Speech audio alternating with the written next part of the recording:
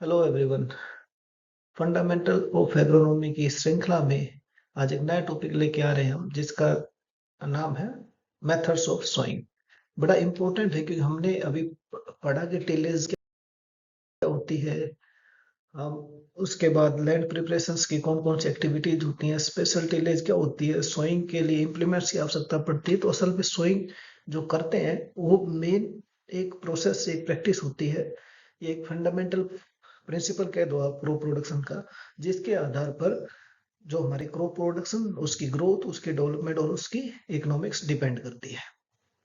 तो आइए देखते हैं कौन कौन से सोइंग के मेथड है। उनमें से कुछ जो इम्पोर्टेंट है वो हम यहाँ डिस्कस करेंगे। Broadcasting, line sowing, dibbling, transplanting, planting और putting the seed behind the प्लो।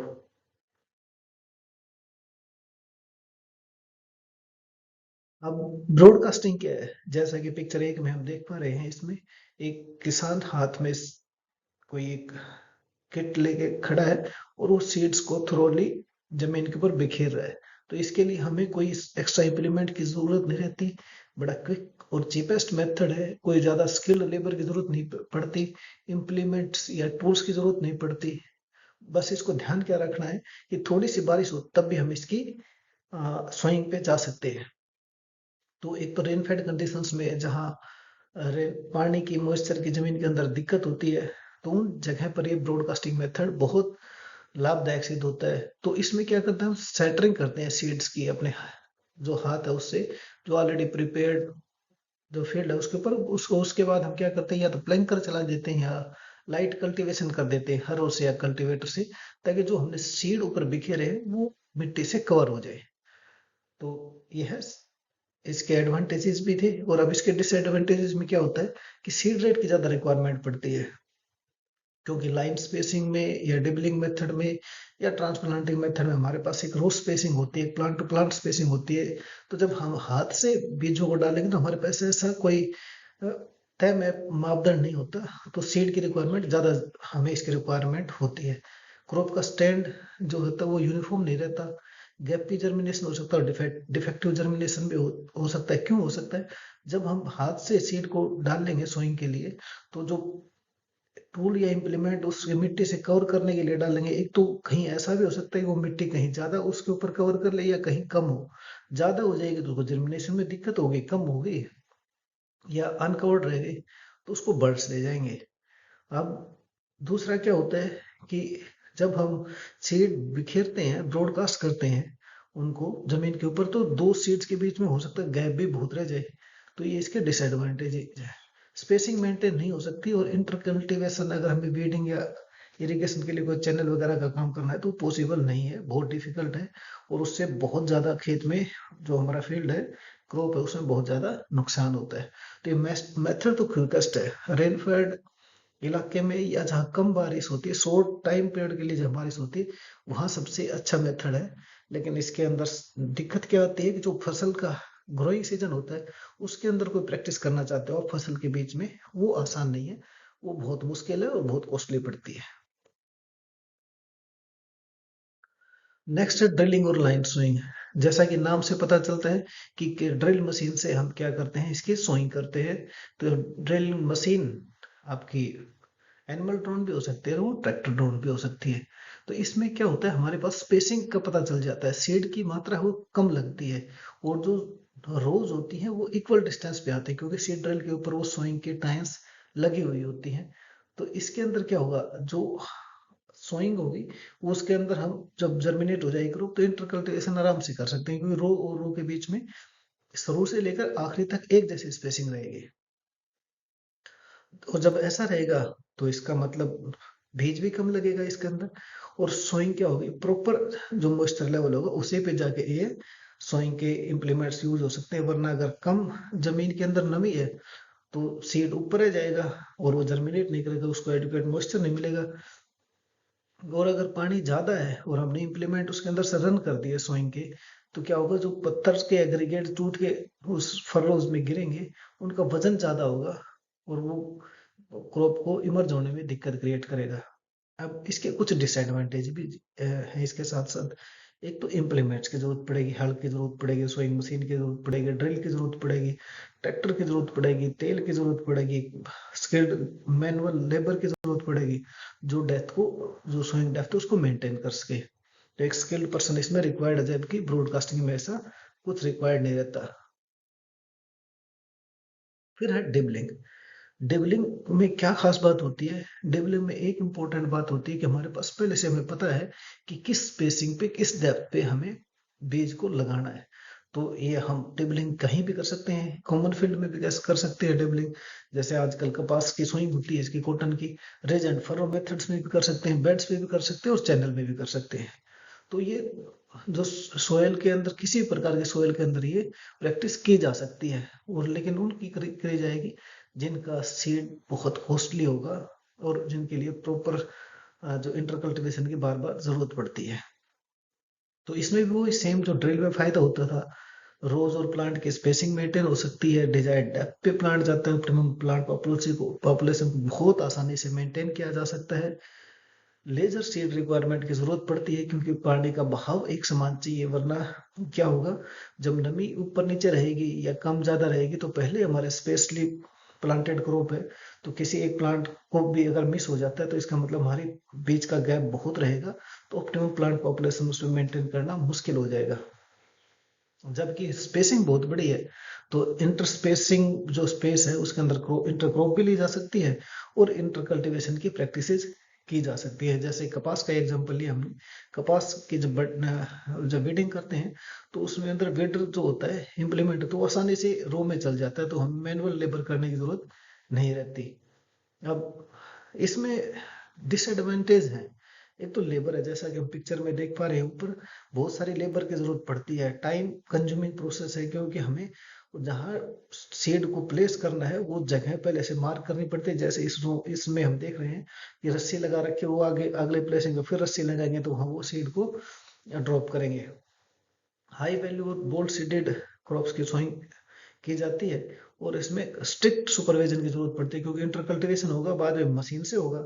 तो अगर वो हमारी लाइन आगे पीछे है, कोई स्किल्ड आदमी सुपरवाइज नहीं कर रहा उसको, तो जैसे प्लांट पॉपुलेशन के में फर्क आएगा, तो जो हमारा ट्रैक्टर रन करेगा उसके पीछे पीछे जो भी इम्प्लीमेंट चलेगा वो पौधों को भी साथ साथ उखाड़ता जाएगा।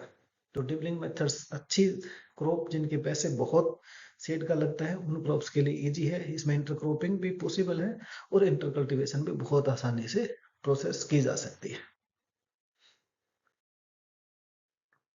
ट्रांसप्लांटिंग। ट्रांसप्लांटिंग की दो मुख्य प्रक्रियाएं होती हैं, एक तो नर्सरी और एक उसको ट्रांसप्लांट करना। तो ट्रांसप्लांटिंग में, नर्सरी में क्या होगा, एक ऐसा एरिया जिसके अंदर हम जो हमारी मेन क्रॉप है उसकी सीड डाल देंगे और उनको वहीं तैयार करेंगे, ताकि हम उन सीड्स को जब वो ट्रांसप्लांटिंग के लायक हो जाए तो उनको हम आसानी से खेत में ट्रांसप्लांट कर सकें और वो सीड किसी भी प्रकार की बीमारी या इंसेक्ट पेस्ट से इन्फेक्टेड ना हो। तो हमारा जो सीड प्रोटेक्ट, अगर हमारे 1 महीने की फसल हम ट्रांसप्लांट कर रहे हैं, जैसा पिक्चर में दिख रहा है, हमारे पास टमाटर है, मिर्च है या पैडी की क्रॉप है, तो हमें 1 महीने का जो पौधा होता है, लगभग 20 से 25 दिन से 1 महीने तक का, वो पौधा हमारा एक छोटे से एरिया में हम उसको देख सकते हैं। वरना उसकी रखवाली करने के लिए शुरू में डैमेज भी बहुत होते हैं, इंसेक्ट पेस्ट का अटैक भी होता है, बर्ड्स से भी बचाना होता है, तो ऐसे में बहुत सारा टाइम लग जाता है। लेकिन नर्सरी जब रेज करते हैं तो उसमें हमारे पास ये दिक्कतें कम हो जाती हैं। और दूसरा, जब ट्रांसप्लांट करते हैं तो उसमें बीमार या इन्फेक्टेड पौधा किसी चीज से, वो हम ट्रांसप्लांट नहीं करते, तो हमारी मोस्टली ये होती है कि स्वस्थ क्रॉप खेत के अंदर ट्रांसप्लांट होती है। तो इसका एडवांटेज है कि ऑप्टिमम प्लांट पॉपुलेशन एश्योर्ड हो जाती है, कि हमने जितने बीज लगाएंगे अच्छे लगाएंगे, पहले से हमारे पास पौधा तैयार है तो हमें दिख जाएगा। सीड तो जब प्लेस करते हैं हाथ से तो दिखता भी नहीं कहाँ लग गया, आगे पीछे हो सकता है, लेकिन जब हमारे पास पौधा है हाथ में तो हमारे पास उसकी डिस्टेंस इजिली भी मेंटेन करना या देख के ध्यान रखना आसान हो जाता है। क्रॉप इंटेंसिफिकेशन पॉसिबल है कि, क्योंकि हमारे पास 1 महीना हमारी फसल का जो मेन प्लॉट है, फील्ड है, वो अंडर कल्टीवेशन नहीं रहता उस मेन क्रॉप के अंदर। तो वो वैकेंट पीरियड है, उसमें अगर हम ग्रीन मैन्योरिंग कर सकते हैं, कोई छोटी क्रॉप, कैच क्रॉप ले सकते हैं, बैरियर क्रॉप्स उसके बाहर लगाने के लिए हमारे पास चीजें रहती। बैरियर का मतलब वो इंटेंसिफिकेशन का पार्ट नहीं, वो इंटेंसिफिकेशन इन टाइम है, कि बैरियर क्रॉप उसी क्रॉप के बाहर लगेगी जो मेन क्रॉप है उसके, ताकि वो इंसेक्ट पेस्ट का अंदर मूवमेंट को रोक सके। डिसएडवांटेज क्या है? ये एक एक्सपेंसिव प्रोसेस है या प्रैक्टिस है। इसके अंदर आपने ठीक है नर्सरी के अंदर पौधे तैयार किए तो एक आदमी सफिशियंट है, लेकिन जब उसको ट्रांसप्लांट करोगे तो हमें बहुत सारी लेबर की जरूरत पड़ेगी, तो ये एक्सपेंसिव मेथड भी है। प्लांटिंग प्लांटिंग में क्या होगा, मोस्टली हम प्लांटिंग सब वैसे उन चीजों के लिए यूज करते हैं जिनका कोई वेजिटेटिव पार्ट हम फील्ड में डालते हैं, जैसे जिंजर का है, टर्मरिक का कटिंग है, पोटैटो की है, ग्रेप्स की है, शुगर केन के सेट्स है, उन फसलों के लिए लगाते हैं। तो इसमें क्या करेंगे हम, जो सीड कह लो, वाइबल प्रोपिग्यूल कह लो, वो क्या करेंगे, जो प्लो चलाया उसने जो पीछे फर्रो छोड़ दिया, पहले पिक्चर में हैंड से पहले फर्रो बनाई गई, उसके अंदर वो उसके सीड्स या जो ट्यूबर्स हैं, सेट्स हैं या वेजिटेटिव पार्ट है वो डाल रहे हैं, और दूसरी पिक्चर में कोई हल ने कोई फर्रो बनाई और उसके अंदर वो प्लेस करता चला जाता है। और जो ये मेथड क्या इसकी खास बात क्या है कि सोयल के मॉइस्चर को बेटर यूटिलाइज कर सकता है। सीड जब अगली रो ऐसी फरो बनेगी तो उससे जो मिट्टी आएगी वो इस मिट्टी के फरो में डल जाएगी और हमारा वो जो सीड है, सीड लोट है, वो कवर हो जाएगा। लेकिन इसको हम कॉमनली यूज नहीं करते प्लांटिंग मेथड को, कुछ स्पेसिफिक क्रॉप्स में करते हैं। तो इस मेथड को जिसमें ऑलरेडी कोई प्लांटिंग मटेरियल या प्रोप्यूल होगा, वेजिटेटिवली पार्ट होगा मेनली, उसको जब हम क्रॉप में लगाते हैं, फील्ड में लगाते हैं, तो उसको हम प्लांटिंग मेथड के नाम से जानते हैं। अब ये सारा मेथड आपने कर लिया तो इसके बाद एक चीज आती है कि जो अपना सीड दे दिया वो जर्मिनेट होगा। अब जर्मिनेट होगा तो वो किस तरीके से पहचानोगे कि वो क्या, उसके अंदर क्या प्रोसेस हुई, उसके सीड कोट का क्या हुआ। तो दो प्रकार से जर्मिनेशन होता है, एक होता है हाइपोजियल जर्मिनेशन, एक होता है एपिजियल जर्मिनेशन। हाइपोजियल का मतलब कि नीचे की तरफ, रिसेसिव फॉर्म में। तो इसमें क्या होगा, जो आपने बीज बोया उसकी कोटिलिडन हाइपोकोटाइल में नीचे रह जाती है, ऊपर नहीं आती है।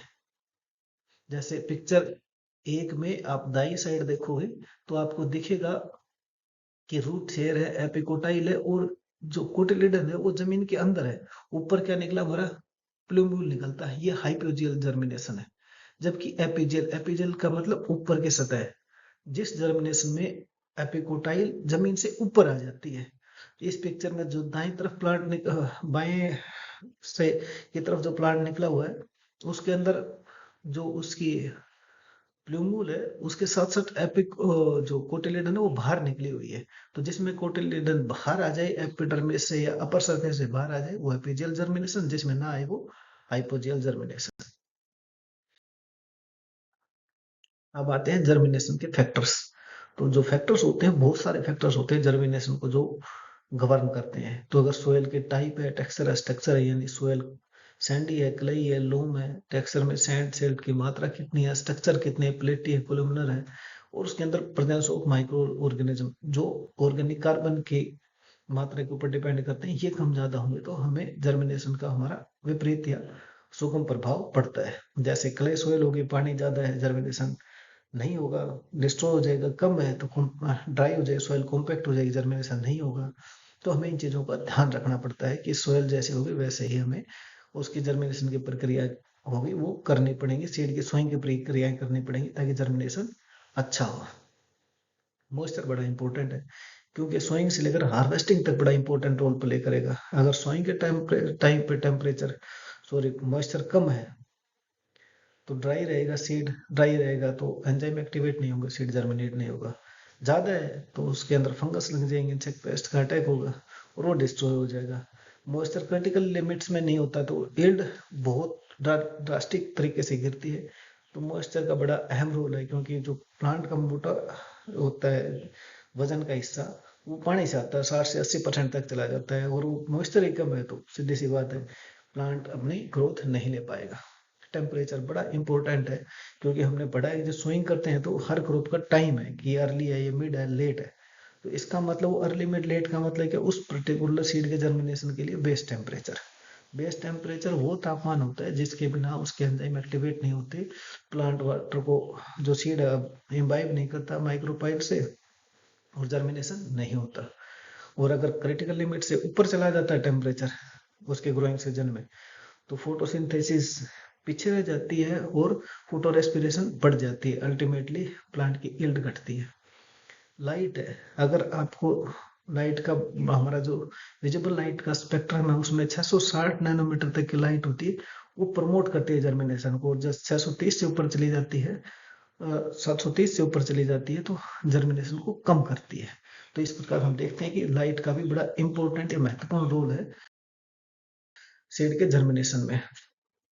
अब सोयल की कंडीशंस, कंडीशन में आएगी सोयल के टिल्थ और डेप्थ ऑफ सोइंग। अब टिल्थ का मतलब क्या होगा कि जैसे ही हमने सीड सोइंग करनी है, उसके लिए कैसा हमें टेक्सचर चाहिए, उसके लिए कोर्सर चाहिए, फाइन चाहिए, मीडियम कोर्सर टेक्सचर चाहिए, तो बड़ा इंपॉर्टेंट है। अगर हम सोयल को छोड़ लेने, उसका जो टिल्थ है लास्ट की फाइनल सोइंग के टाइम पे वो दूसरी हो हमारे पास कोर्सर, और जबकि रिक्वायरमेंट हमारे पास फाइनल की हो, तो इसका मतलब वो सीड जो जर्मिनेट होना चाहिए था वो उतनी मात्रा में नहीं होगा। एग्जाम्पल के तौर पे जितना छोटा सीड होगा उतनी फाइन टिल्थ की जरूरत पड़ेगी, जितना मोटा सीड होता चला जाएगा उतनी हमें कोर्सर जो टिल्थ की रिक्वायरमेंट होती है। डेप्थ ऑफ सोइंग बड़ा इंपॉर्टेंट रोल है। जैसे हम ग्राफ में भी देख रहे हैं कि मान लो कोई हमने सोइंग कर दी किसी चीज की, कोई भी सीड ले लिया, अगर हमने सोइंग की डेप्थ 0 रखी तो जर्मिनेशन हमारे पास इस पहले ग्राफ में दिख रहा है 10% के आसपास है। इसका मतलब बाकी का सीड या तो ड्राई रह गया, जर्मिनेट ही नहीं हुआ, या बर्ड्स उठा के लेके चले गए। उसके बाद 3 और 6, यानी इन 3 से 6, कई बार हम ये लिखते हैं कि डेप्थ ऑफ सोइंग 3 से लेकर 4 सेंटीमीटर तक होनी चाहिए। तो इसका मतलब उस सीड की कोलेप्टाइल लेंथ इतनी है, या उसके अंदर जो कोटिलेडन में जो स्टोर्ड फूड मटेरियल है वो इतने सेंटीमीटर की जब प्लूमेल बाहर निकल आती है, तब तक आसानी से वो प्लांट को बिना भारी फोटोसिंथेसिस के, बिना भार के फूड बनाने के, वो नीचे से फूड सप्लाई करता रहता है। तो वो क्या हो गया, सोइंग डेप्थ है। उसके बाद 9 पे चले जाते हैं, तो इसका मतलब उसमें जर्मिनेशन कितनी हुई, जबकि हमारे 3 और 6 सेंटीमीटर पे लगभग 80% जर्मिनेशन है। तो इसका मतलब इस पर्टिकुलर शेड का जो जर्मिनेशन की डेप्थ है या ऑप्टिमम सोइंग डेप्थ, वो क्या कहलाएगी, 3 से 6 सेंटीमीटर। उसी हिसाब से हमने और बीज की हमने डेप्थ करी, तो वो आई 50% के आसपास, 9 और 12 सेंटीमीटर के आसपास। इसका मतलब जैसे जैसे डेप्थ बढ़ती जाएगी वैसे वैसे जर्मिनेशन कम होता चला जाएगा। तो प्लांट जर्मिनेट तो होगा पर वो इमर्ज नहीं हो पाएगा। तो इसका मतलब डेप्थ ऑफ सोइंग बड़ा इंपॉर्टेंट रोल प्ले करती है सीड के जर्मिनेशन में।